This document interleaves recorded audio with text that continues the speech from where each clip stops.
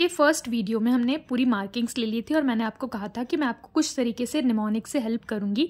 तो पहला निमोनिक हम देखते हैं जो कि है सोमराजी का। अब सोमराजी में हमें विष याद करना है, तो सोमराजी, तो सोम से हम सिम याद कर सकते हैं। तो सिम कहाँ यूज़ हो रही है, जैसे विष की एक बॉटल है तो विष में सिम यूज़ हो रही है, तो सोमराजी से हम विष याद कर लेंगे। ठीक है।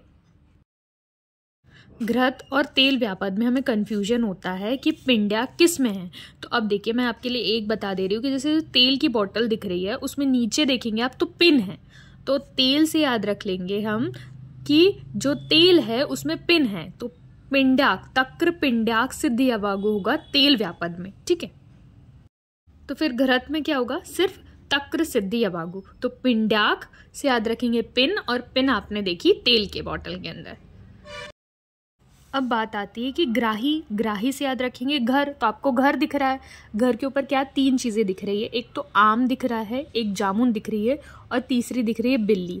तो आम से हम आम याद रखेंगे, जामुन से जामुन याद रखेंगे कि जामुन की गुठली, आम की गुठली, और बिल्व, बिल्ली से हम याद रखेंगे कि बेल के क्वाद से सिद्धि यवागु जो होती है हमारी वो ग्राही यवागु होती है। ठीक है। यहाँ पर हम देखते हैं जो सारक या रेचक यवागु होती है उसमें हम क्या चीज़ें यूज सकते हैं। ग्राही हमने देख ली, तो ग्राही से पहले वाला जो हमारा सारक यवागु है वो भी देखेंगे। तो यहाँ पे आपको दिख रही है प्लेट। ठीक है। प्लेट में क्या क्या रखा हुआ है, इसको अदरवाइज में मत लीजिएगा।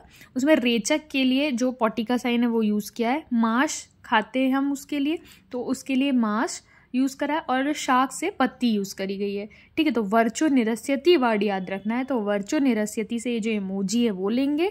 ठीक है। मांस से हम ये जो लेग पीस दिख रहा है आपको वो, और शाक से जो वेजीज है वो लेंगे।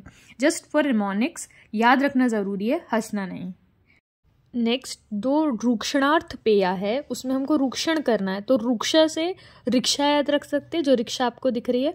और उसमें कौन कौन सी इंग्रेडिएंट्स हमको याद रखने हैं, तो वो क्या है, कुश का मूल और आमलक। तो कुश से काशी याद रखेंगे क्योंकि ऑटो कहाँ जा रही है, हमारी जो रिक्शा कहाँ जा रही है, काशी जा रही है, तो काशी से कुश का मूल, और उसमें क्या रखे हुए हैं, आमले रखे हुए हैं। तो हम हमारी जो रूक्षणीय पेया है उसको याद करने के लिए कि वो काशी जा रही है तो कुश का मूल, और क्या लेके जा रही है, तो आमला लेके जा रही है तो आमलक। इस तरीके से हम कुछ चीज़ों को ईजी बनाते हैं। अगर आपको ये सारे एफर्ट्स अच्छे लगे होंगे तो please let me know in your comment box. Thank you so much.